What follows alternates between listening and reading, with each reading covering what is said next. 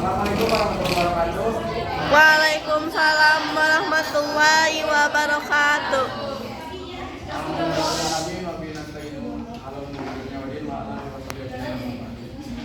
Yang terhormat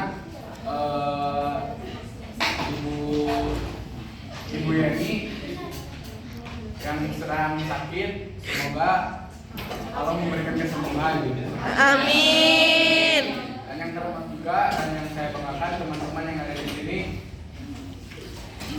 Perkenalkan, saya Ali Alindron sebagai moderator, dan saya di sini tidak hanya sendiri.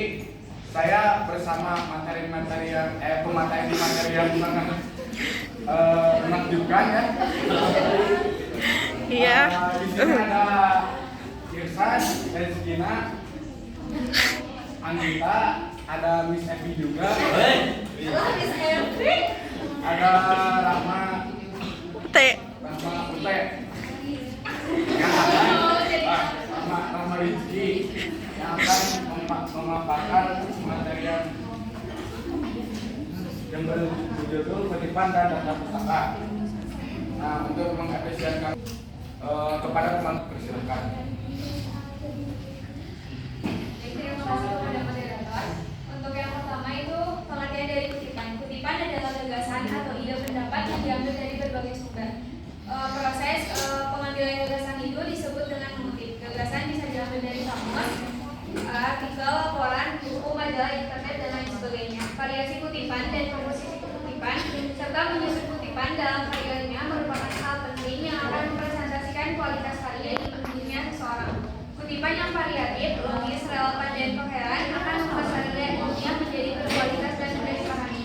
Nah, mengapa kita harus mengutip? Yang pertama itu adalah salah satu untuk membedakan tulisan karya ilmiah dan non-ilmiah. Yang kedua, untuk memperkuat atau mendukung argumen. Yang ketiga adalah dalam kode etik penulisan karya ilmiah, mengutip itu ada cara dan tekniknya.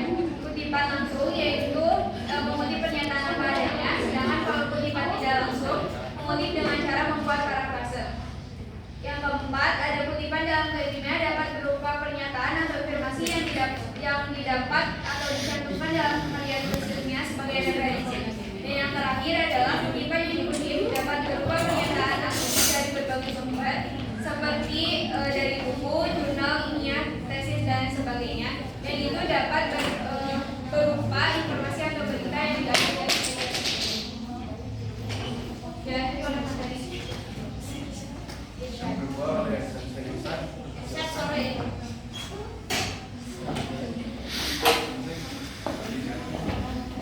Macam-macam.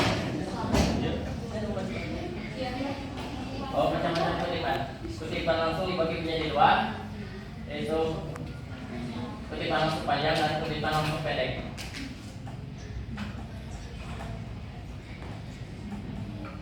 Kutipan langsung panjang yaitu menulis ulang ide orang lain sesuai dengan aslinya. Hal ini berarti penulis langsung menggunakan teknik copy paste tanpa merubah kalimat aslinya. Kutipan yang kurang dari 40 kata atau kurang dari 4 baris. Ketentuan penulisannya sebagai berikut. 1. Ditulis dengan teks dengan mengikuti jarak spasi teks yang diikutinya, diapit dengan tanda ketik. Yang ketiga, sumber kutipan dapat diletakkan di awal atau di belakang. Meletakkan sumber kutipan di awal. Nama sumber ditulis di luar tanda kurung, sedangkan tahun terbit dan nomor halaman ditulis dalam kurung. Bila sumber kutipan ada di belakang, nama tahun dan halaman sumber diketik dalam kurung. Yang kutipan langsung pendek ditulis menjadi satu dalam paragraf karya tulis Anda. Tambahkan tanda petik pada kutipan sehingga tanda petik ini menjadi pemisah antara kalimat Anda dengan kalimat kutipan. Sumber kutipan ditulis sedekat mungkin dengan kalimat kutipan.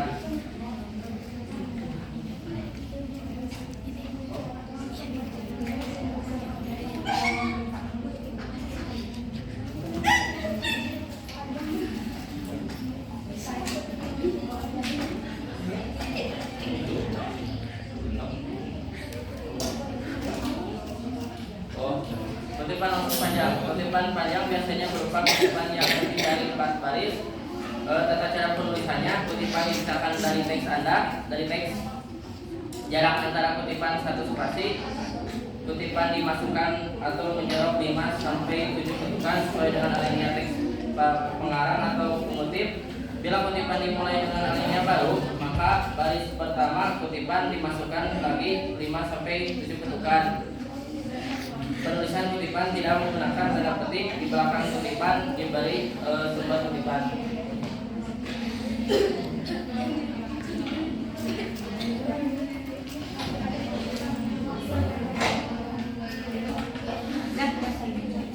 Kutipan langsung pendek. Kutipan langsung pendek. Kutipan langsung pendek ditulis menjadi satu dalam paragraf pada bukunya. Shut. Kutipan tidak langsung adalah Ada kursi. yang ditulis dalam membuat parafrasa atau dimodifikasi sedemikian rupa tanpa mengurangi substansi isi kutipan. Dalam penulisan karya ilmiah, teknik pengutipan tidak langsung merupakan teknik pengutipan yang lebih dianjurkan. Dengan membuat kutipan-kutipan tidak langsung akan mempresentasikan kecakapan berbahasa seseorang. Ketentuan dalam penulisannya: 1. Ditulis integral dalam teks. 2. Tidak ditulis dalam tanda petik. 3. Sumber kutipan dapat diletakkan di awal dan di akhir. Sumber kutipan di awal terdiri atas nama akhir pengarang, ditulis di luar tanda kurung, tahun, dan nomor halaman. Nomor halaman ditulis dalam tanda kurung. Bila sumber kutipan di akhir teks kutipan, maka nama pengarang, tahun terbit, dan nomor halaman ditulis dalam kurung. Bila pengarangnya 2 orang, sebutkan nama akhir pengarang pertama dan nama awal pengarang kedua. Bila pengarangnya lebih dari 2 orang, cukup menulis nama akhir pengarang pertama, lalu diikuti tanda koma. Contoh kutipan tidak langsung, hermeneutik perlu ditingkatkan menjadi masalah kebahasaan selain dikaitkan dengan tetika dan pemahaman yang historikal. Dalam kurung Gadamer 1975 421 sampai 429. Selanjutnya akan disampaikan oleh Anggita. Yang selanjutnya ada cara penulisan kutipan gaya apa, yaitu American Psychological Association. Yaitu yang pertama ada penulisan kutipan. Kutipan ditulis dengan menggunakan 2 tanda petik jika merupakan kutipan langsung atau dikutip dari penulisnya dan kurang dari 3 baris. Jika kutipan itu diambil dari kutipan, maka kutipan tersebut ditulis dengan menggunakan 1 tanda petik. Kemudian kalimat yang dikutip langsung terdiri dari 4 baris atau lebih, maka kutipan ditulis tanpa tanda kutip dan diketik dengan jarak 1 spasi. Baris pertama di titik menjorok sama dengan kalimat pertama pada awal paragraf. Baris kedua dari kutipan itu ditulis menjorok sama dengan baris pertama. Kutipan langsung tidak lebih dari 1/4 halaman. Yang kedua, penulisan sumber kutipan, yaitu sumber kutipan mendahului kutipan langsung. Contohnya sebagaimana dikemukakan oleh Samsudin 2011 halaman 1, bahwa menulis adalah salah satu jenis keterampilan berbahasa yang dimiliki dan digunakan oleh manusia sebagai alat komunikasi tidak langsung antara mereka. Yang kedua, sumber kutipan setelah kutipan. Contohnya, menulis merupakan suatu bentuk manifestasi kompetensi berbahasa paling akhir dikuasai pembelajaran bahasa setelah kompetensi mendengarkan, berbicara, dan membaca. Kemudian yang selanjutnya, sumber kutipan merujuk ke sumber lain. Contohnya, Skinner Brown 2007 halaman 9 mengemukakan bahwa pembelajaran adalah proses pengondisian ke arah perilaku spontan yang dicapai melalui program pelatihan dengan imbalan dan hukuman. Yang selanjutnya, ada penulisan 2 orang atau lebih. Jika penulis terdiri atas 2 orang, maka nama keluarga kedua penulis tersebut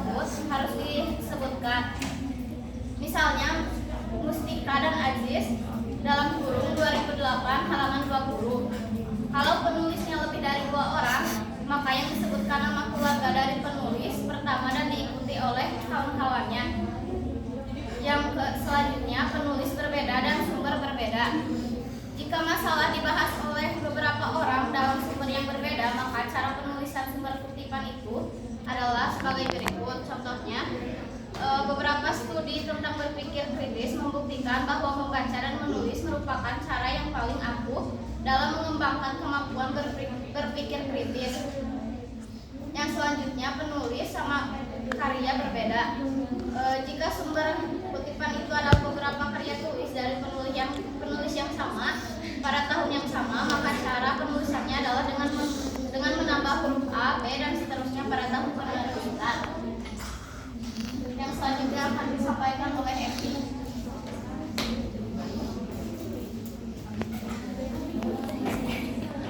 Oke, yang selanjutnya saya akan membahas tentang daftar pustaka. Daftar pustaka adalah sebuah halaman yang dapat dibilang ialah halaman yang wajib ketika membuat buku atau karya tulis. Hampir semua karya tulis selalu mencantumkan daftar pustaka di akhir karangannya. Hal ini dibuat untuk mempermudah pembaca yang ingin meninjau lebih jauh tentang apa yang sudah ditulis. Selain itu juga sebagai acuan untuk melakukan pengecekan apakah sudah sesuai dengan buku yang tertera dalam daftar pustaka. Jadi fungsi dari daftar pustaka ini, biasanya letak daftar pustaka itu ada di halaman terakhir dalam karya ilmiah ataupun buku ya. Nah, yang dimana fungsi dari daftar pustaka ini ya, mempermudah pembaca untuk meninjau kembali atau melihat kualitas tentang karya ilmiah atau buku yang dia baca. Ya, jadi ketika pembaca ingin mengetahui tentang kualitas karya ilmiah tersebut, maka dia bisa mengecek dari daftar pustaka yang tertera pada halaman terakhir. Fungsi daftar pustaka di antaranya adalah untuk mengetahui sumber-sumber kutipan yang digunakan, mengetahui sumber informasi yang diterapkan. Nah, jadi ketika mungkin karya ilmiah atau buku yang kita tulis itu bisa menjadi sebuah rujukan bagi para mahasiswa atau penulis lainnya. Nah, sehingga daftar pustaka ini dia akan menjadi sebuah rujukan ya. Jadi sebuah rujukan yang dimana mungkin tulisan atau kutipan itu dapat diambil kembali atau di copy paste kembali ya, karena pada kutipan sebelumnya telah dijelaskan bahwa kita bisa mengutip sebuah kutipan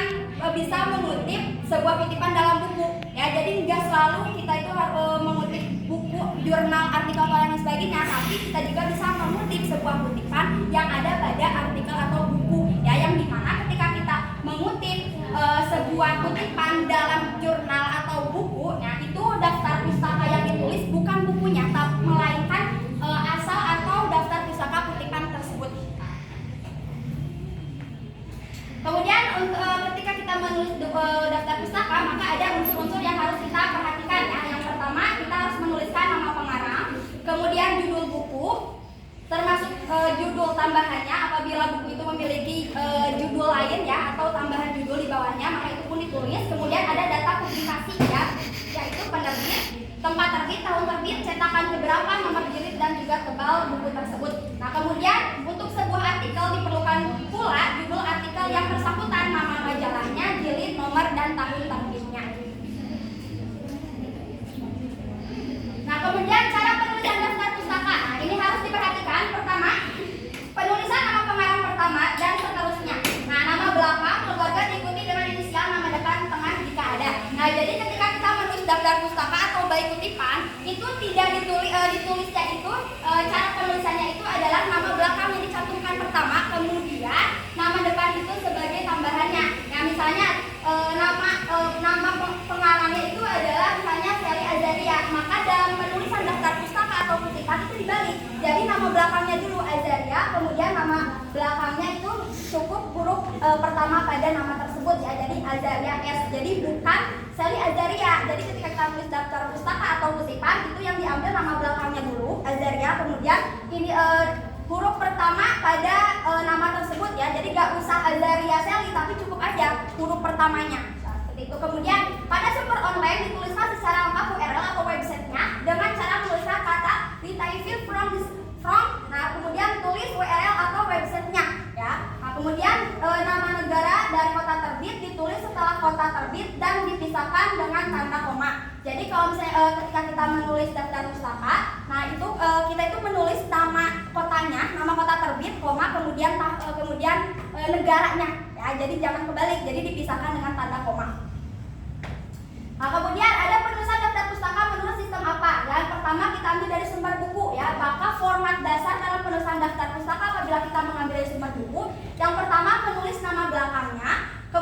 nama depannya, inisialnya saja seperti tadi, huruf pertama pada namanya. Kemudian tahun penerbitan, dalam kurung diikuti tanda titik. Kemudian judul buku dicetak miring, kotak penerbit dan dengan tanda titik. Kemudian publisher atau penerbit buku tersebut. Nah, ini sebagai contohnya ya, sebagai contoh dari daftar pustaka apabila kita mengambil dari buku ya. Boleh kita lihat. Nah, itu saya mencantumkan ada sumber kutipannya ya. Sumber kutipannya dari Pole ME 2008. Maka cara penulisan daftar pustakanya ditulis inisial nama belakangnya, kemudian inisial nama depannya, tahun, kemudian judul buku, kemudian setelah judul buku diakhiri dengan titik, nah kemudian kota terbitnya, kota terbit, kemudian setelah itu publisher atau penerbit buku tersebut ya, yaitu University of Queensland.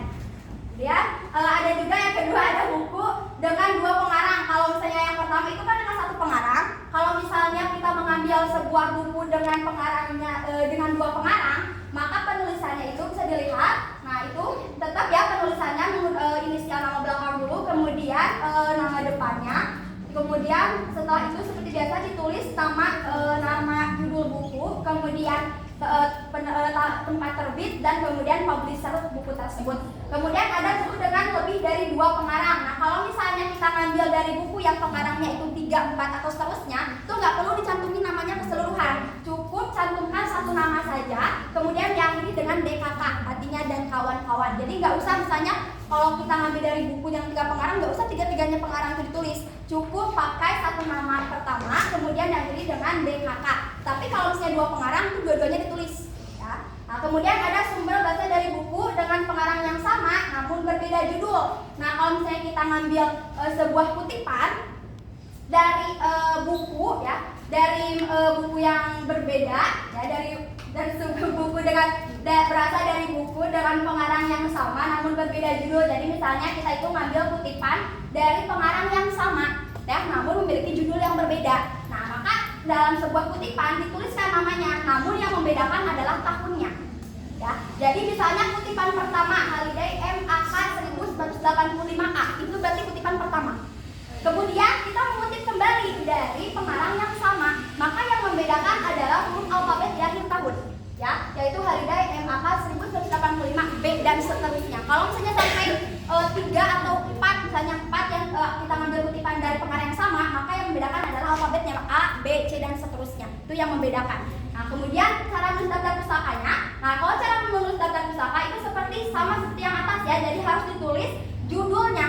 Harus tulis judulnya meskipun pengarangnya sama, tapi kan dia memiliki judul yang berbeda. Jadi judulnya harus tetap ditulis, namun penulisan tahun yang membedakannya itu harus tetap di bawah ya. Contohnya tadi ada 1985A, kemudian 1985B. Jadi itu harus tetap ada ya alfabet di bawah tahun itu, di belakang tahun, karena itu membedakan bahwa kutipan itu berbeda namun dalam pengarang yang sama.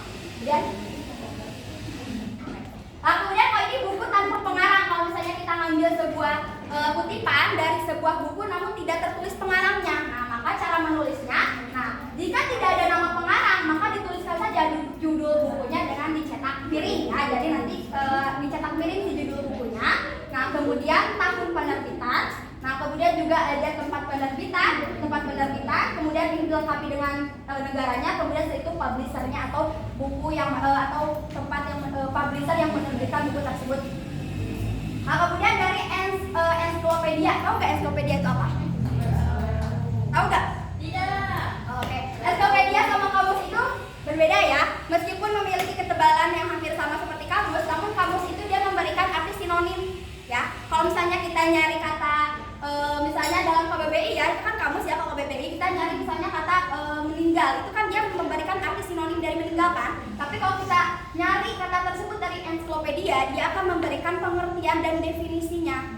Jadi tidak hanya memberikan kata sinonimnya saja, namun ensiklopedia itu dia akan memberikan definisi dan penjelasan dari kata yang kita cari. Itu perbedaan dari ensiklopedia dan kamus. Nah, kemudian penulisannya juga sama seperti dalam buku-buku. Nah, kemudian yang selanjutnya ada online ensiklopedia. Nah, ini kalau misalnya kita ngambil dari sebuah buku ensiklopedia yang bersifat online ya, atau dari internet, maka cara penulisannya gunakan halaman URL atau website dari artikel, bukan halaman depan web. Jadi kalau misalnya nanti teman-teman ya nyari sebuah kutipan dari ensiklopedia, buku dan lain sebagainya yang menggunakan internet atau online. Nah, itu website atau URL yang dicantumkan itu bukan website yang ada di halaman depan. Halaman depan itu biasanya kita di atas ada ya di sini. Namun diambil dari dalam artikelnya. Jadi nanti kan kalau misalnya dalam buku itu suka ada strip 3 ya di pinggir. Nah, itu klik, kemudian nanti di sana ada misalnya bagikan. Nah, ketika kita mengklik bagikan, dia akan mengeluarkan URL atau websitenya, ya. Jadi bukan yang atasnya, tapi yang dalam artikelnya. Oke, lanjut ya. Next, Aldi. Nah, itu kan dari buku. Sekarang saya akan menjelaskan tentang pengambilan daftar pustaka dari jurnal atau surat kabar, ya. Nah, yang pertama format dasarnya itu sama. Kita mencantumkan nama penulis dengan nama belakangnya dulu, kemudian nama depan inisialnya saja. Nah, kemudian ada tahun penerbitan jurnal tersebut, kemudian judul artikel, judul jurnal, kemudian nomor atau volume angka Arab, nomor penerbitan ditulis dengan angka Arab, serta nomor halaman mulai dari nomor halaman sampai dengan nomor terakhir. Nah, jadi kalau kita ngambil kutipan ketika kita menulis dari sebuah jurnal atau misalnya koran, nah itu penulisan awalnya sama ya, jadi nama belakang, kemudian inisial nama depannya, kemudian tahun terbit jurnal. Nah, kemudian kalau di sini kalau dalam jurnal itu ada judul artikel dan ada judul jurnal. Kalau misalnya judul artikel itu judul artikel yang biasanya ada di tengah-tengah ya, itu judul artikel. Tapi kalau misalnya judul jurnal itu biasanya ada di atas. Biasanya ada di atas. Contohnya kita buka jurnal nih, jurnal tentang psikologi pendidikan. Psikologi pendidikan itu kan dia memiliki beberapa judul kan, misalnya psikologi pendidikan menurut perspektif pendidikan agama Islam, itu judul artikel.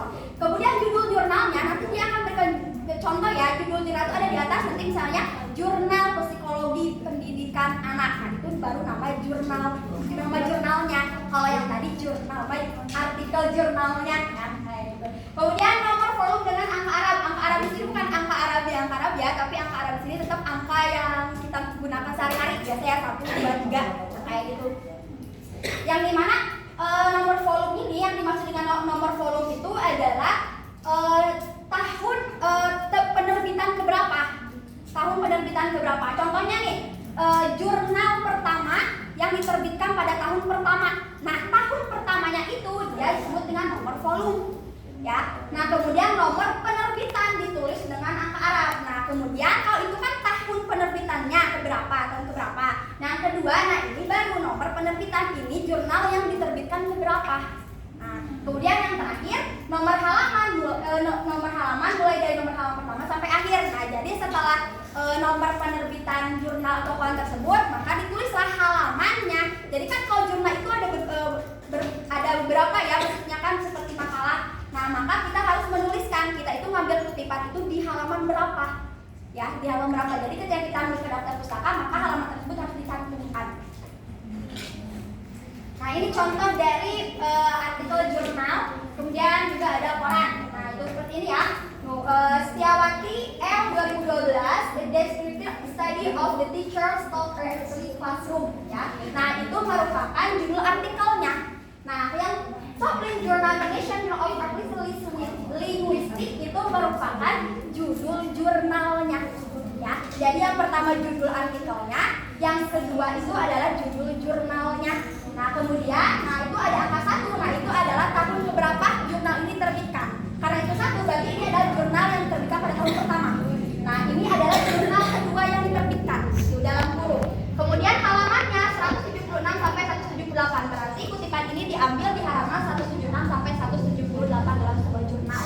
Nah, kemudian juga di bawahnya itu artikel tanpa pengarang ya. Sama seperti tadi buku. Jadi kalau misalnya nggak ada nama pengarangnya, yang tulisnya itu adalah judul dari artikel tersebut.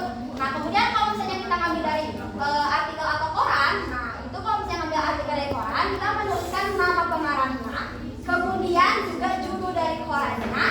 Nah, kemudian judulnya, kemudian ada juga judul utama dari koran tersebut, dan kemudian menuliskan tenggang waktu penerbitan koran tersebut ya, seperti itu. Dan ke bawahnya juga sama, di situ juga ada ya tanpa pengarang sama, kemudian versi online sama seperti tadi pengutipan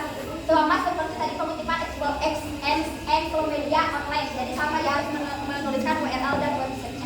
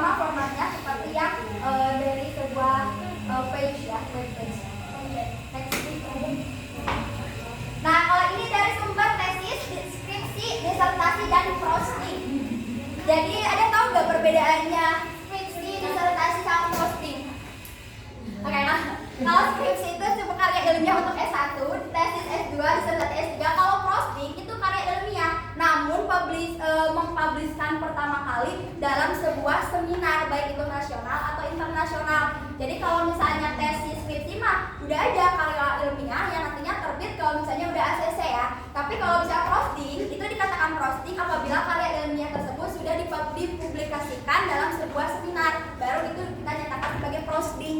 Nah, kemudian kalau misalnya format penulisannya sama seperti sama seperti dalam buku ataupun di jurnal.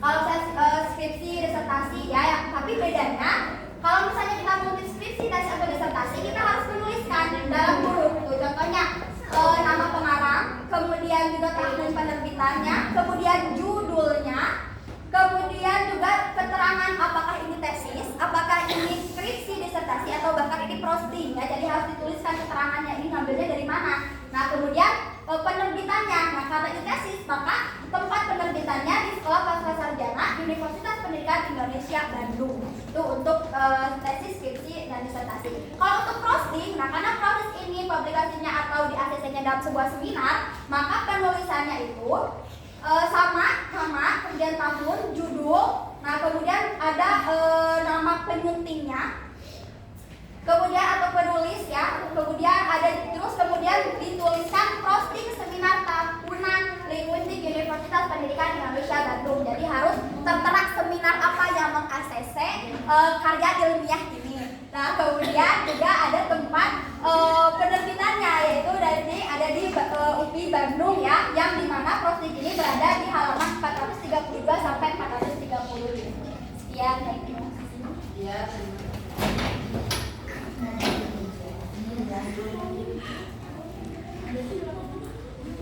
Nah, teman-teman, cukup sekian materi Pertanyaannya. kutipan dan daftar pustaka. Jadi kesimpulannya, kutipan adalah ide atau gagasan, pendapat yang diambil dari berbagai sumber, contohnya buku, jurnal, dan artikel. Insyaallah. Mengutip juga tidak hanya bisa dari buku atau jurnal juga, mengutip juga bisa mengambil dari ungkapan atau omongan langsung dari dosen, ahli atau yang lainnya. Karena buku dan jurnal atau artikel adalah buku dan jurnal dan artikel yaitu pengaplikasian atau pengekspresian pikiran dari berbagai para ahli, dosen dan lainnya, yang terbagi menjadi dua, yaitu secara langsung dan tidak langsung. Nah, daftar pustaka adalah halaman terakhir yang berisi tentang informasi-informasi dari mana sumber buku tersebut untuk pembaca dapat mengetahui lebih dalam tentang buku tersebut. Selanjutnya sesi tanya jawab. Silakan, atau ada yang mengasih pendapat? Pendapatkan materi.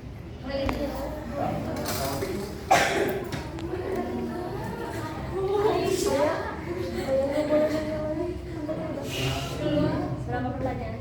Dua pertanyaan.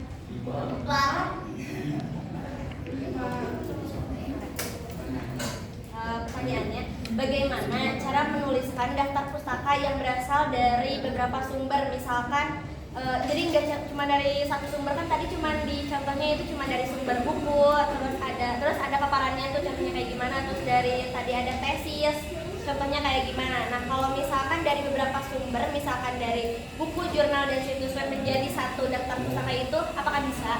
Kalau misalkan bisa pun seperti apa? Bagaimana?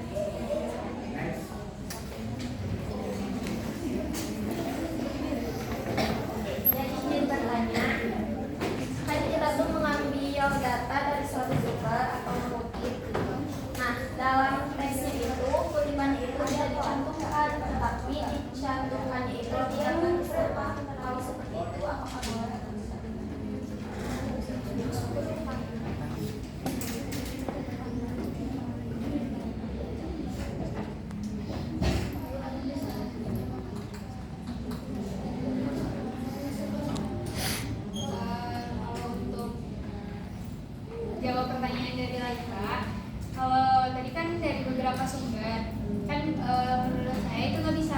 soalnya nantinya akan mempusingkan dan harus jelas juga sumbernya dari mana. Jadi tidak bisa asal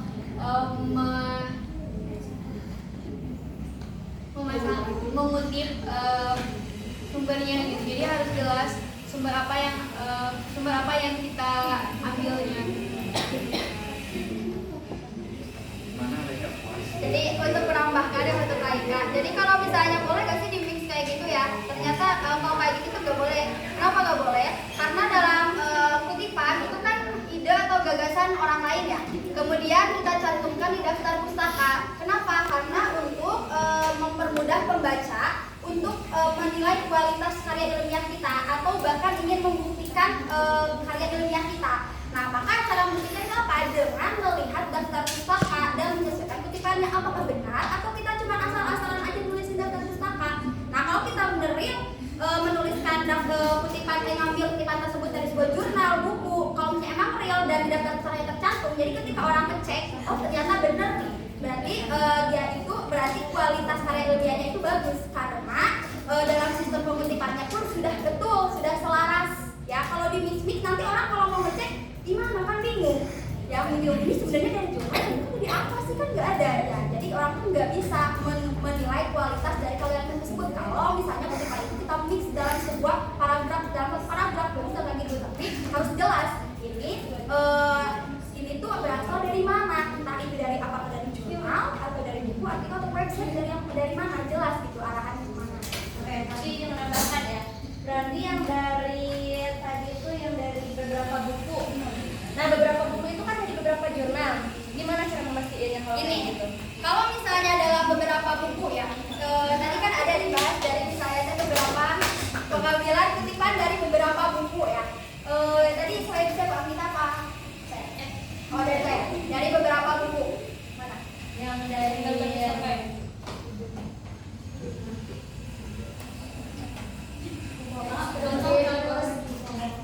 Mana? Nah, misalkan dari yang kelihatan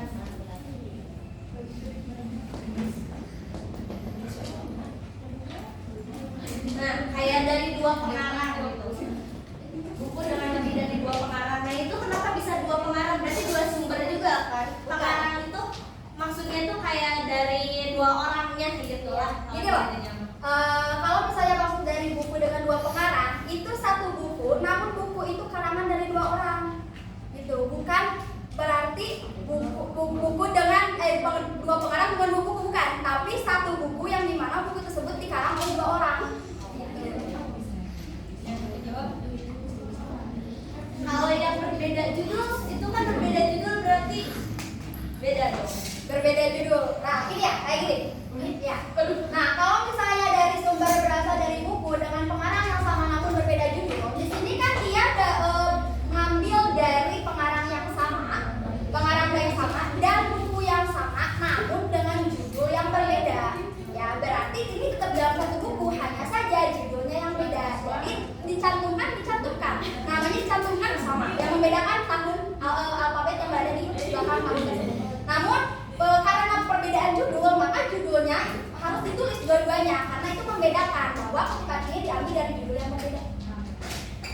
Atau ya, jelas? Dan jawab. Ya jelas. Dan kalian aja ya. Kalian tadi gimana kalau misalnya dalam sebuah karya ilmiah itu enggak kita kutip namun ada di daftar pustaka? Kalau menurut saya nggak bisa. Kenapa lo nggak bisa? Karena kan daftar pustaka itu seperti saya jelaskan ya, itu sebagai pembuktian terhadap kualitas karya ilmiah kita. Jadi kalau orang mau ngecek di kualitas karya ilmiah kita bisa melihat dari daftar pustakanya. Nah, kalau ada daftar pustaka, berarti ada loh kutipannya itu di artikel itu. Tapi kalau misalnya sekarang kita nyantumin sebuah kutipan, namun kita nggak ngutip, maksudnya nggak ditulis ya bukan kutipan itu dari mana. Ketika orang mau ngecek kan nanti bingung loh. Ini ada di daftar pustaka, namun nggak ada kutipannya. Jadi kayak gimana? Nah, jadi kan ngutip itu nanti ada bonus, ada footnote ya. Nanti dijelasin gimana di selanjutnya. Nah, itu nanti dia akan berkesinambungan dengan daftar pustaka. Gitu. Jadi kalau saya ada daftar pustaka, pasti di situ ada footnote kalau nggak ada bonus.